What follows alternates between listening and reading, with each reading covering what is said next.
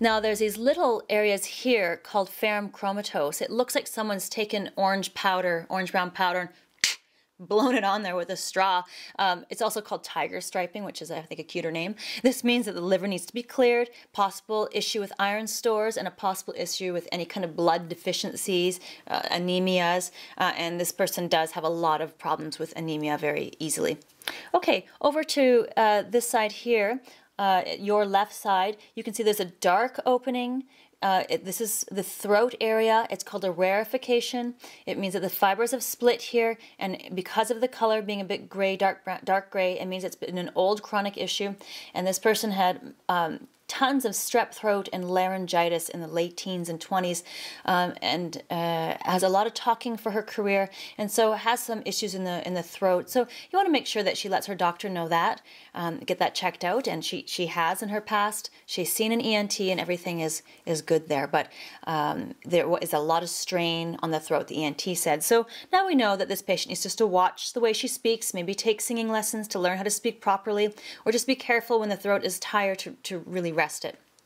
Okay, also on the left here you see an arrow going called yellow catarrh kidneys, going down to a bunch of yellow. If you really sit back, you can see a bunch of yellow coming out of that orange starburst in the eye.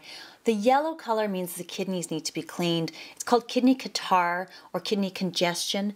So this patient may have possible UTIs, bladder infections, but because I don't see a lot in bladder, down here, I'd say more mucus issues with the kidneys, dampness we call it in Chinese medicine. So possible cloudy urine, leukorrhea, which is vaginal discharge, possibility to candida or vaginal discharge from candida, bloating in the lower area, feeling of fullness in the bladder, and she does tend to go towards a lot of those things. So this yellow catarrh tells me the kidneys are going to need some cleaning herbs, or with acupuncture I may choose points to move and clean the kidneys.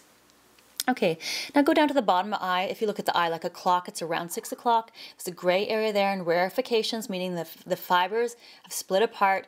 Now these rarefications here are in the kidney adrenal area, which means that most likely she has burnt herself out, and I'm going to talk about most likely why she did that soon.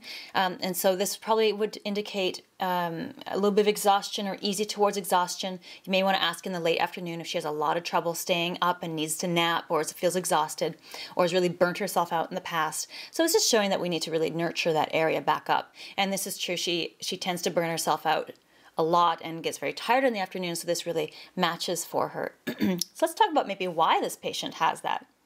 First of all, she's neurogenic. Remember, her constitution, all the fibers are very tight together, so she's going to have a tendency towards high energy, but high energy to overly burn out, not getting adequate rest. So that's one of the reasons for it for this patient. Also, if you go to the right side, you'll see it says sectoral contraction furrows, muscle tension and spasms. You see how these white lines going around like the rings of a tree. There's 1, 2, 3, 4, 5. I think there's 4 or 5 layers throughout the eye, and they're all segmented. Now, contraction furrows mean that the pupil has dilated and constricted quite a few times, which you see a lot with stress because it represents the central nervous system. It's someone running on empty, really running on their adrenal energy. And so people can be born with these, or they can create these. These do not go away in the eye. And so so this is probably why she's burnt herself out, is she has a very hyper energy that pushes itself into the world too easily and has a difficulty resting and finding adequate time for breaks. So when you see this too, you tend to see a lot of muscle pain from tension. So probably when this person is completely relaxed, you may have no muscle pain. And when I ask the patient that, it's absolutely true. Lots of tension in the body and lots of burnout. And we can see why her tendency is to really push herself. So she has to be careful to really calm herself down. That will help prevent a lot of issues in the future. Okay, on the right side here you see cholesterol ring. This is the very beginning of possible cholesterol for the patient, but remember this genetic disposition too. You want to ask about the family because there's a lot of liver toxicity. We really want to make sure it's clean also to help with cholesterol. Her her father's side has cholesterol, so she's 37. It may be starting to creep towards her, or the tendency's showing up now. So she may want to see her doctor and just get her cholesterol checked soon.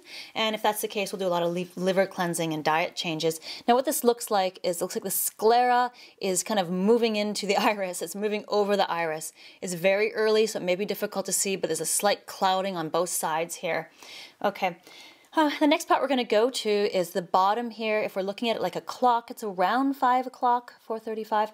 Now here we have a lymphatic rosary called tophi or flocculations. I love that word. So it's little cotton puffs. See around the eye here, puff, puff, puff. Puff, puff, puff. Have a sit back if you can't quite see it. We've got orangey kind of brown puffs going all around. Now this is the circulatory lymphatic, this is the lymphatic area of the eye, the outer lymphatics where it's sitting. And so this is showing that looks like pancreatic and a little bit of liver problems causing congestion in the lymph.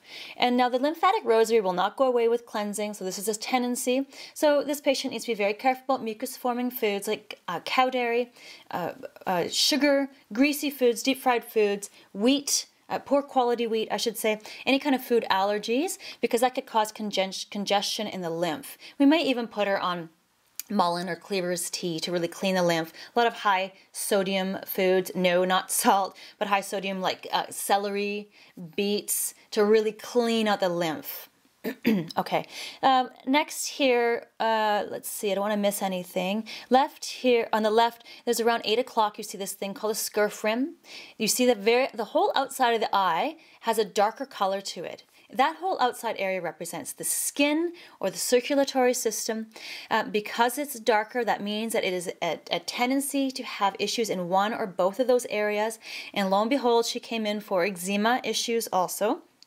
And so I can see that her skin has trouble detoxing.